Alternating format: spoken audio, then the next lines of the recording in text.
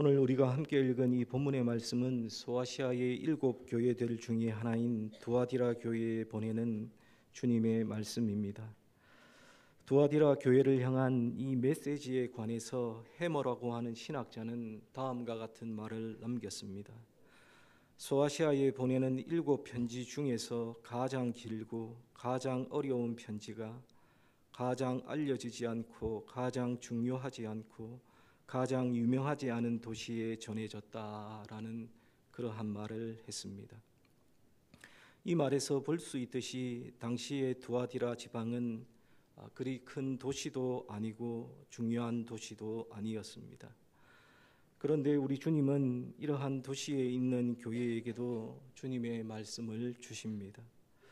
이것을 보면 우리 주님께서는 큰 교회이든 작은 교회이든 선한 교회이든 그렇지 못한 교회이든 하나님께는 모든 교회가 소중하고 귀하게 여겨주시는 것을 우리는 잘 알 수가 있습니다.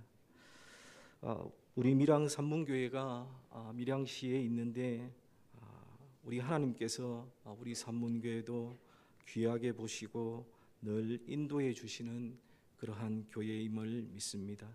늘 감사하면서 우리를 인도하신 하나님께 늘 감사하며 기쁨으로 섬기는 귀한 교회가 되기를 먼저 주님의 이름으로 축복합니다. 그렇다면 주님이 두아디라 교회에 보내시는 말씀을 통해서 우리에게 주시는 그 교훈은 무엇입니까? 오늘 세 가지를 생각해 볼 것인데요. 첫째는 교회와 성도를 넘어뜨리기 위한 사탄의 전략은 다양하다는 것입니다. 우리는 지금까지 세 개의 교회들을 앞에서 살펴보았습니다. 첫 번째 교회는 에베소 교회이며 두 번째 교회는 서머나 교회이며 세 번째 교회는 버가모 교회였습니다. 그런데 이들 세 교회와 함께 두아디라 교회를 살펴보면 이 두아디라 교회는 다른 교회들과 같으면서도 미묘하게 다른 문제들 혹은 도전의 직면에 있는 것을 우리는 잘 알 수 있습니다. 예를 들어 오늘 본문을 보시면 두아디라 교회는 앞서 언급되었던 버가모 교회와 동일한 문제의 직면에 있었습니다. 즉 두아디라 교회 역시 버가모 교회와 마찬가지로 음행과 우상 숭배의 문제의 직면에 있었습니다. 하지만 이 두 교회가 처한 상황은 달랐습니다. 버가모 교회는 세상 권력에 의한 정치적 박해가 있었던 반면에 두아디라 교회에는 그러한 정치적인 박해가 없었습니다. 앞선 계시록 2장 20절에 보시면 주님은 버가모 교회를 칭찬하시면서 사탄의 권자가 있는 곳에서 주님의 이름을 굳게 붙잡고 주님의 증인된 충성된 증인 안디바가 주님을 향한 믿음을 지키기 위해서 순교했다고 말씀하십니다.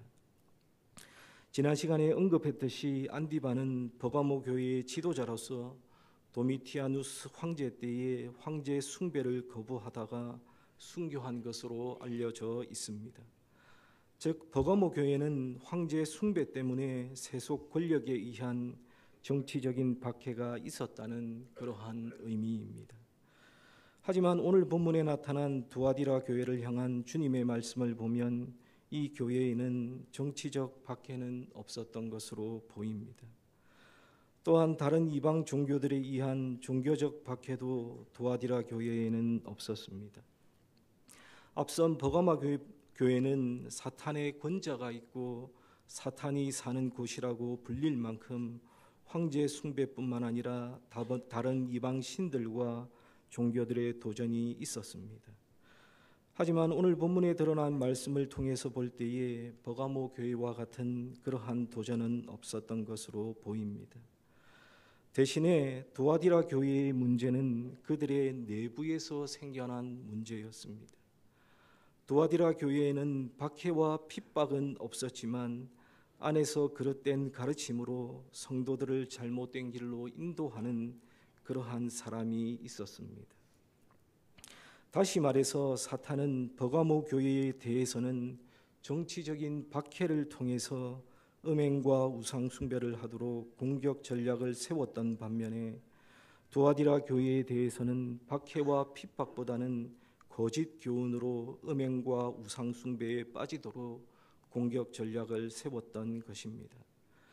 그리고 사탄의 이러한 각각 다른 전략은 두 교회 모두에서 효과를 거두었습니다. 이러한 점들을 비추어 생각해 볼 때 우리가 생각하고 배워야 할 교훈이 있는데, 그것은 교회와 성도를 공격하는 사탄의 전략은 다양하다는 것입니다. 즉, 사탄은 성도를 공격함에 있어서 결코 한 가지 방법만을 고수하지는 않습니다.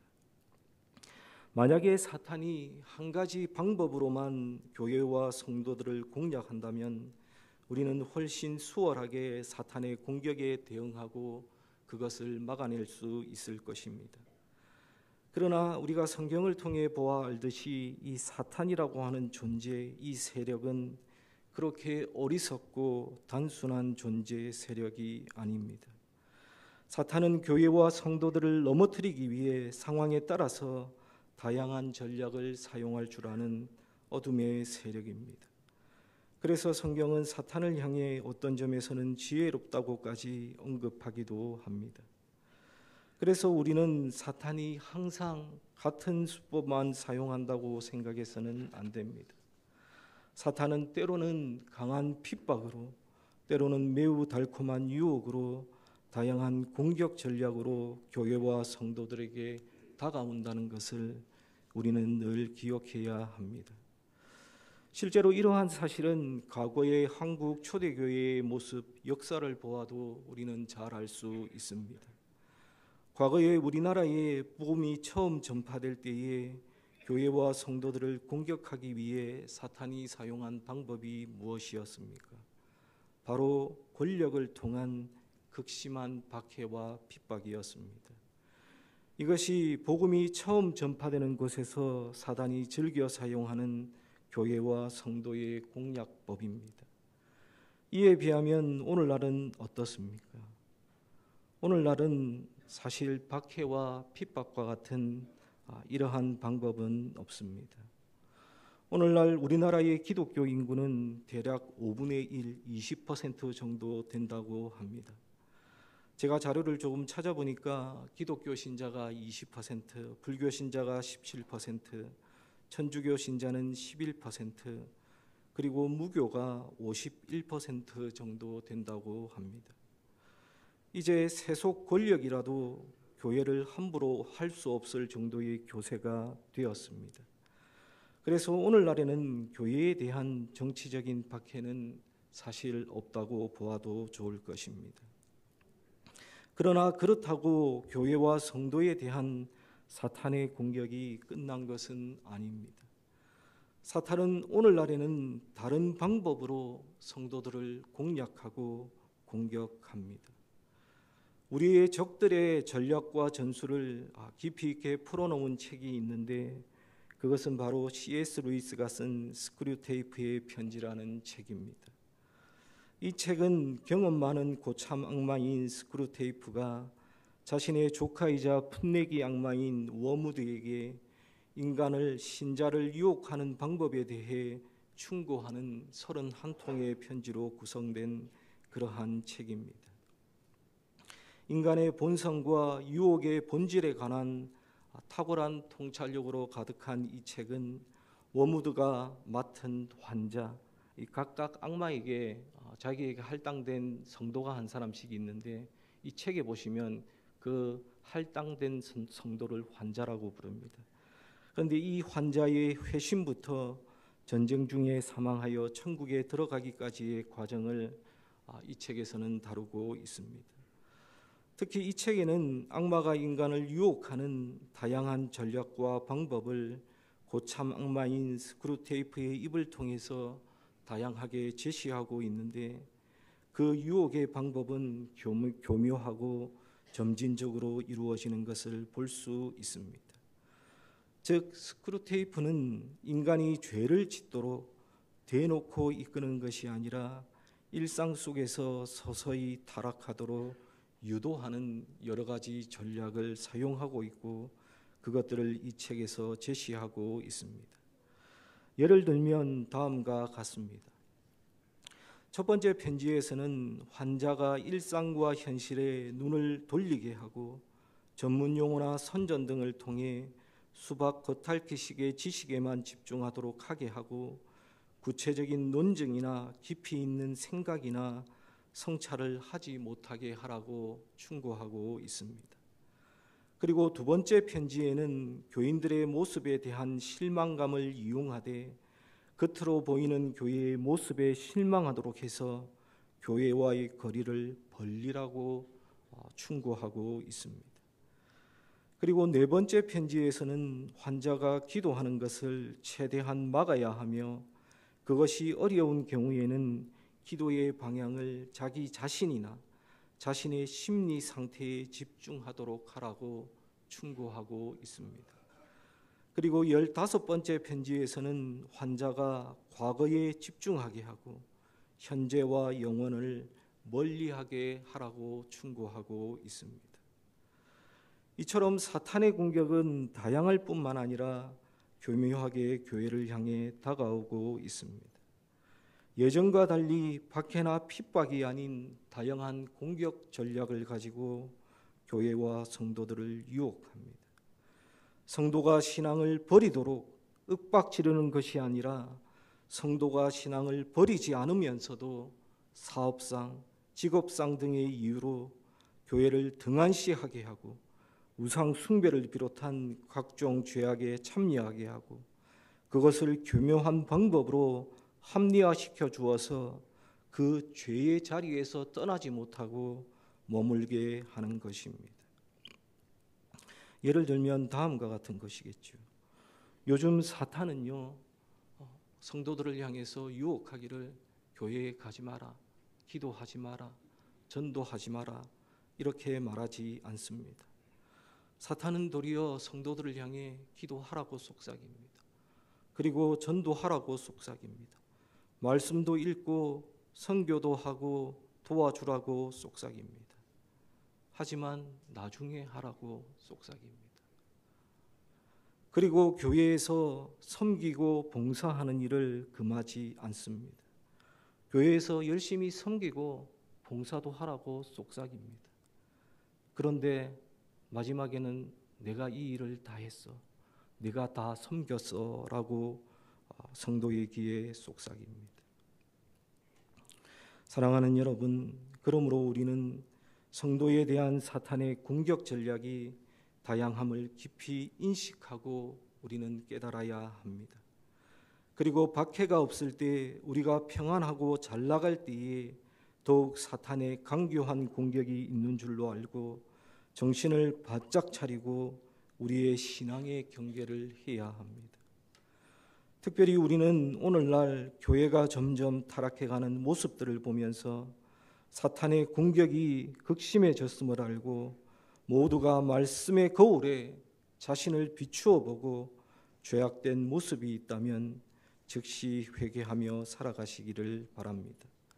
여러분, 사탄의 이러한 전략에 절대로 속지 마시고 말씀과 기도로 이것들을 이겨내며 승리하는 저와 여러분들이 다 되시기를 주님의 이름으로 축원합니다.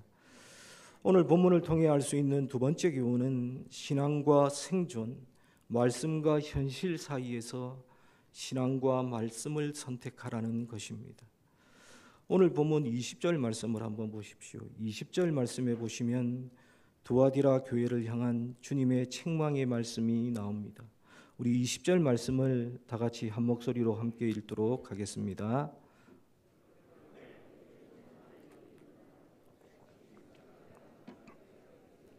내가 용납함이니 그가 내 종들을 가르쳐 꿰어 행음하게 하고 우상의 제물을 먹게 하는도다.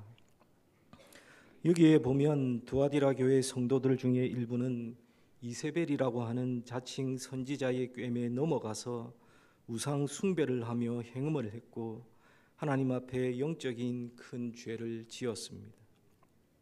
그러나 그것은 일순간에 한순간에 저지른 범죄가 아닐 것입니다. 조금씩 죄를 용납하다가 죄에 깊이 오염된 것입니다. 그렇다면 과연 그들은 어떠한 과정을 거쳐 그렇게 큰 죄에 빠졌을까요? 이것에 대한 대답은 두아디라의 특수한 지역적 상황과 교회 성도들의 생활에서 찾을 수 있습니다. 당시에 두아디라는 옛 무시아주의 수도였던 버가모를 내륙으로부터 쳐들어오는 적군의 침입으로부터 방어하기 위해 수비대를 주둔시켰던 작은 도시였습니다.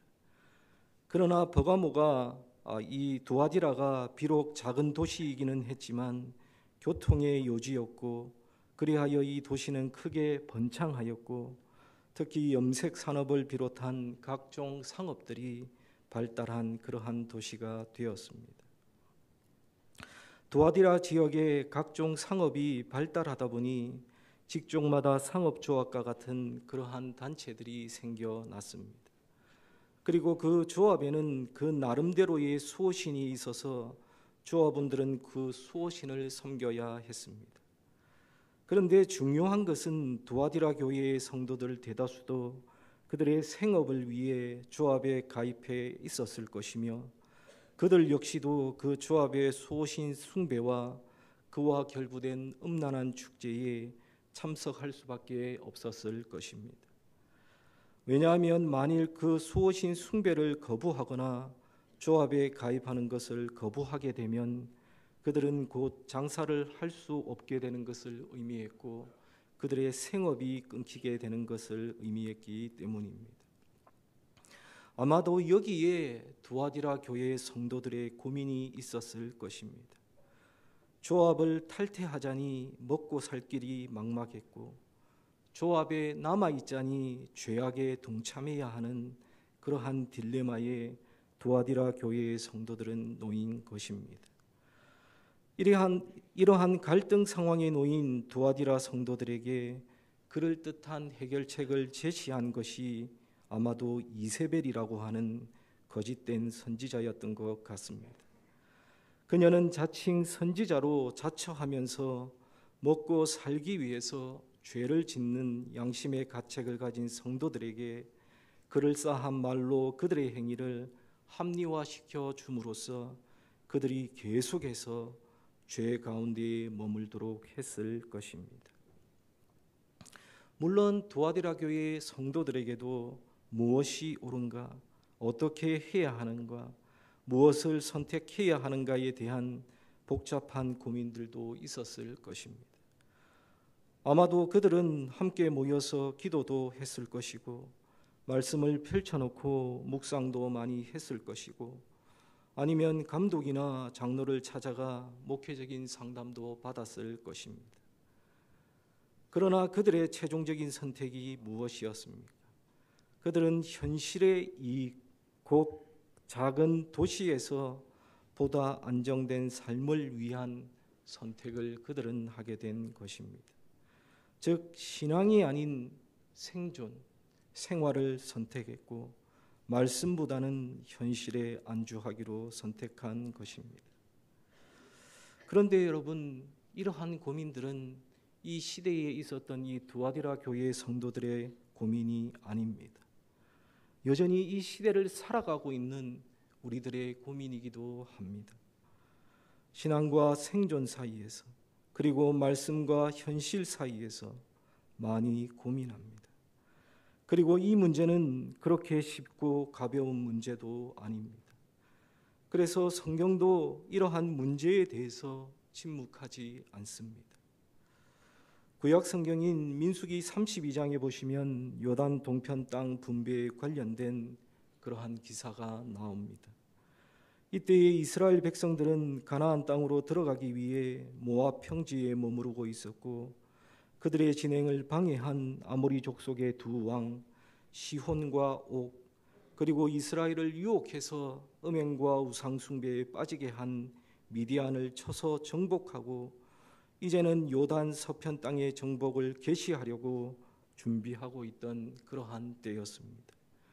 이때의 갓 자손과 르우벤 자손이 모세와 지도자들 앞으로 나와서 이스라엘 백성들이 정복했고 현재 그들이 서 있는 요단 동편 땅을 모세와 지도자들에게 요구하기 시작합니다. 그리고는 모세를 향해 자신들에게 이 땅을 주어서 요단강을 건너지 않게 해달라고 요구합니다. 이러한 요구에 대해서 모세는 그들을 강하게 책망하고 있는데, 특별히 모세는 그들의 행동을 이스라엘 민족에게 있어서 가장 치욕적이고 불신앙적인 행동이었던 가데스 바네아 사건과 같은 것이라고 그들을 강하게 책망했을 뿐만 아니라 하나님의 약속을 가벼이 여기고 자기들의 이익만을 쫓으려고 했던 그들의 행동은 결코 하나님께서 용서하시지 않을 것이다 라고 책망하면서 그들을 강하게 질책한 것을 우리는 볼 수 있습니다. 그런데 모세가 이들을 이렇게 강하게 책망한 그 이유가 무엇입니까? 물론 이들에게는 자신들의 이기심이라고 하는 그러한 잘못도 있었지만 가장 근본적인 문제는 신앙과 생존, 말씀과 현실 사이에서 신앙과 말씀을 선택하지 않고 현실과 생존을 선택한 것이었습니다. 여러분 한번 생각해 보십시오. 하나님께서 출애굽한 이스라엘 백성들에게 요구한 것이 무엇입니까? 하나님께서 이스라엘을 40년 동안 광야에서 머물게 하시고 그들을 광야에서 훈련시키신 그 목적이 무엇입니까? 척박한 환경인 광야라는 곳에서 앞으로 가나안 정복을 앞두고 그들의 전투력을 키우기 위해서 그렇게 하셨을까요? 아니면 광야라는 척박한 환경 속에서 그들의 생존 능력을 향상시키기 위해서 그렇게 하셨을까요? 아닙니다. 하나님께서는 그들을 40년 동안 광야에서 훈련시키신 것은 40년 전에 가데스 바네아에서 말씀과 현실이라는 선택의 순간 앞에서 말씀을 선택하지 못하고 현실을 선택한 그들의 죄를 깨닫고 어떠한 상황, 어떠한 환경 가운데서도 말씀을 선택하는 민족이 되도록 하시기 위해서 그들을 훈련시키신 것이었습니다. 즉 신앙과 생존, 말씀과 현실 가운데서 신앙과 말씀을 선택하라는 것이었습니다. 하나님의 말씀을 무겁게 여기고 하나님의 말씀 앞에 순종하라는 것이었습니다. 그런데 르우벤 지파와 갓 지파는 현실을 말씀보다 중요하게 여겼고 하나님의 말씀을 그들이 키우는 가축보다 못하게 생각했고 그래서 하나님께 큰 책망을 받았던 것입니다. 사랑하는 여러분, 우리도 이 세상을 살아가다 보면 신앙생활을 하다 보면 신앙과 생존, 말씀과 현실 사이에서 갈등할 때가 참으로 많이 있습니다.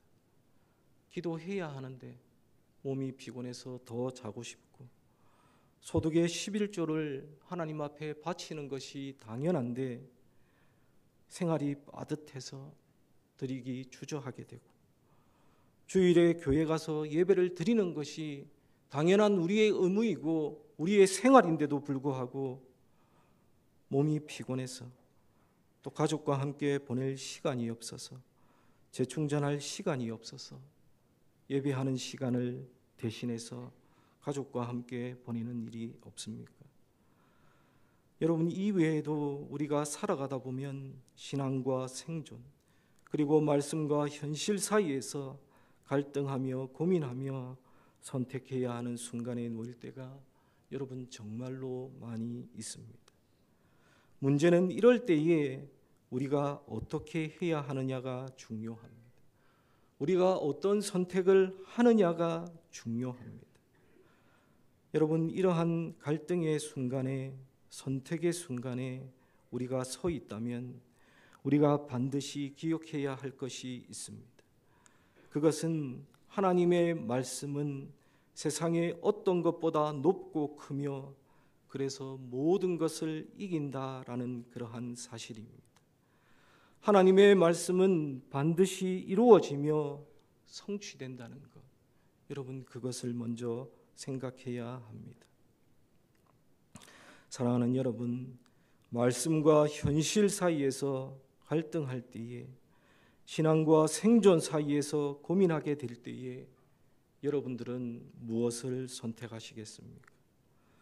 바라기는 신앙과 믿음과 말씀을 선택하며 살아가시는 여러분들이 다 되시기를 바랍니다. 왜냐하면 하나님의 말씀은 반드시 이루어지며 성취되는 것이기 때문입니다. 하나님의 말씀은 모든 것을 이기기 때문입니다. 혹시 예배하러 나오셔서 이 예배 중에 여전히 신앙과 생존, 말씀과 현실 사이에서 지금도 고민하며 갈등하는 그러한 분들이 계시다면 여러분의 머릿속에 있는 그 계산기 다 내려놓으시고 하나님의 말씀을 먼저 생각하고 선택하시는 여러분들이 다 되시기를 바랍니다. 현재만을 생각하는 자가 아니라 영혼을 바라보며 영혼을 선택하는 자가 다 되시기를 주님의 이름으로 간절히 축원합니다. 그래서 하나님의 크고 놀라운 은혜와 한없는 능력을 경험하고 맛보며 살아가는 저와 여러분들이 다 되시기를 주님의 이름으로 간절히 축원합니다. 세 번째 교훈은 보이는 것에 집중하지 말라는 것입니다. 오늘 본문 20절을 다시 보시면 두아디라 성도들이 행음하고 우상 숭배에 빠져들게 된 직접적인 그 원인을 자칭 선지자라 하는 여자 이세벨을 용납한 것에 두고 있습니다. 즉 그들의 범죄의 동기가 되고 주님께 책망을 받은 원인이 바로 이세벨이라는 그러한 의미입니다. 그런데 오늘 본문의 말씀을 한번 읽어보시면 찬찬히 묵상해 보시면 이 이세벨이라는 여인이 어떤 여인인지를 우리는 어렴풋하게 짐작할 수 있습니다. 먼저 그녀는 자신을 선지자로 말하며 사람들을 현혹시킬 만큼 가장된 거짓된 영적 은사가 있었던 것으로 보입니다. 그러니까 사람들이 그녀의 말에 미혹이 되었던 것이지요. 그리고 22절에 보시면 그와 더불어 간음하던 자들이라는 그러한 표현이 나오는데 이를 통해 그녀는 남자들의 눈을 매료시킬 정도로 매혹적인 외모를 가졌을 것이라고 우리는 또한 추측해 볼 수 있습니다. 즉 이세벨이라고 하는 이 여인은 거짓된 영적인 은사와 사람들을 매료시킬 외모를 가진 여인이었고 이로 인해 두아디라의 많은 성도들이 그녀의 유혹과 미혹에 넘어갔던 것입니다. 여기서 우리가 생각해 보아야 할 또 하나의 교훈이 있습니다. 그것은 바로 이처럼 보이는 것에만 집중하지 말라는 것입니다. 실제로 인간이라고 하는 존재는 다른 어떤 것보다 보는 것을 가장 중요하게 여기고 생각합니다. 그래서 옛말에 보면 몸이 1000양이면 눈은 900양이라는 그러한 말이 있습니다. 이처럼 인간은 눈에 보이는 것에 쉽게 마음을 빼앗기고 그것을 신뢰하게 됩니다. 하지만 성경은 보는 것, 보이는 것의 중요성을 인정하기는 하지만 그 보이는 것에만 집중하지 말라고 또한 교훈하고 가르치고 있습니다. 앞서 언급했던 민수기 32장에 보시면 르우벤 지파와 갓 지파가 요단 동편에 정착하기로 결정한 이유가 무엇인지를 민수기 32장 1절에 보시면 알려주고 있습니다. 민수기 32장 1절에 보시면 그들이 야셀 땅과 길르앗 땅을 본즉이라고 말씀하고 있습니다. 한글 성경은 본즉, 보았다라는 이 단어가 순서상 뒤에 나오지만 히브리어 원어에서는 그들이 보았다라는 이 히브리어 단어가 문장의 가장 첫머리에 나오고 있습니다. 그리고 여기서 보다라는 이 단어의 원형인 라아라고 하는 히브리어 단어는 우연히 보게 되거나 무의식적으로 보았다라는 의미가 아니라 적극적으로 주목하여 바라보았다는 그러한 의미입니다. 즉 르우벤 지파와 갓 지파는 요단 동편의 땅을 정복하고 그들의 그 땅을 주목해서 구석구석 살펴보니 그들의 눈에 보기에 좋았다라는 것입니다. 그들이 먹고 살기에 굉장히 좋았다라는 것이지요. 즉 그들은 자신들의 눈에 보기에 좋을 대로 행했고 그러다가 모세와 하나님께 책망을 받게 되었습니다. 사랑하는 여러분, 우리가 눈으로 보는 것 중요합니다. 그러나 눈에 보이지 않는 것이 더 중요하고 가치 있는 것들이 더욱더 많이 있습니다. 특별히 우리의 신앙과 관련해서는 더욱더 그러합니다. 구약 성경의 몇 가지 예를 생각해 보십시오. 아브라함의 조카 롯과 이스라엘의 사사였던 삼손의 실패가 어디에서 시작되었습니까? 그들은 모두 자신들의 눈에 보기에 좋은 대로 선택하고 행했습니다. 그리고 그 결과는 우리가 다 알고 있습니다. 우리가 이 세상을 살아가고 신앙생활을 하면서 우리가 기억해야 할 것은 눈에 보이는 것이 다 좋은 것은 아니며 눈에 보이지 않는다고 해서 다 좋지 않은 것이 아니라는 사실입니다. 눈에 보이는 것보다 우리의 눈에 보이지 않는 것들이 더 가치 있고 유익한 것들이 훨씬 더 많이 있습니다. 그래서 성경은 보이는 것보다 보이지 않는 것들을 더 많이 강조하고 있습니다. 우리 성경 한 구절 찾겠습니다. 고린도후서 4장 18절 말씀입니다. 고린도후서 4장 18절, 신약 성경 289페이지입니다.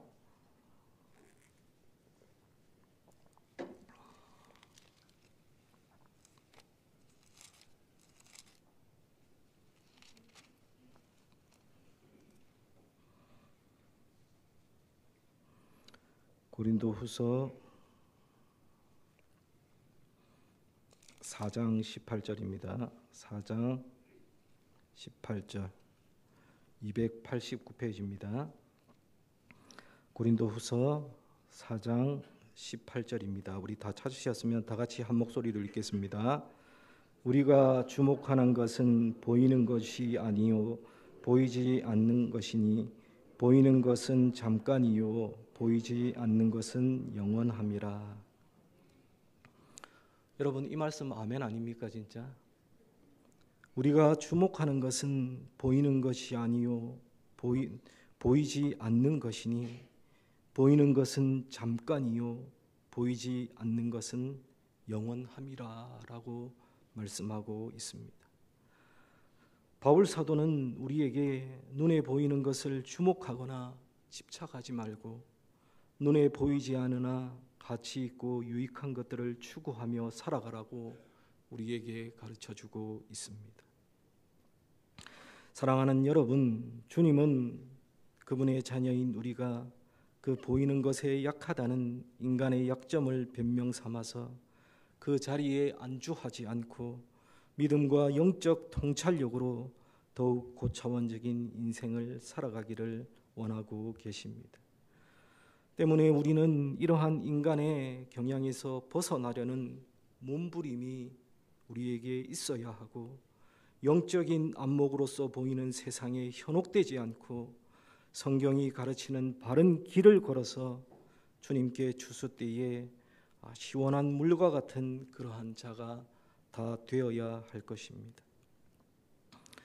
사랑하는 여러분, 오늘은 2024년 마지막 주일입니다.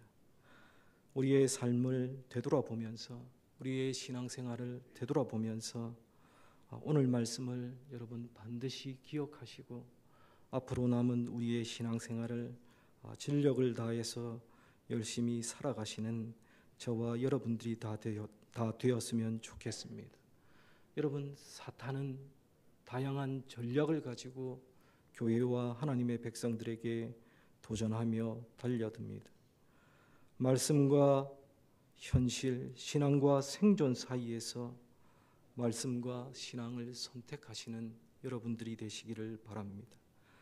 그리고 마지막 세 번째로 보이는 것에 집중하지 마시고 집착하지 마시고 보이지는 않지만 더 가치 있고 더 영원한 것을 바라보며 살아가시는 저와 여러분들이 다 되시기를 주님의 이름으로 간절히 축원합니다.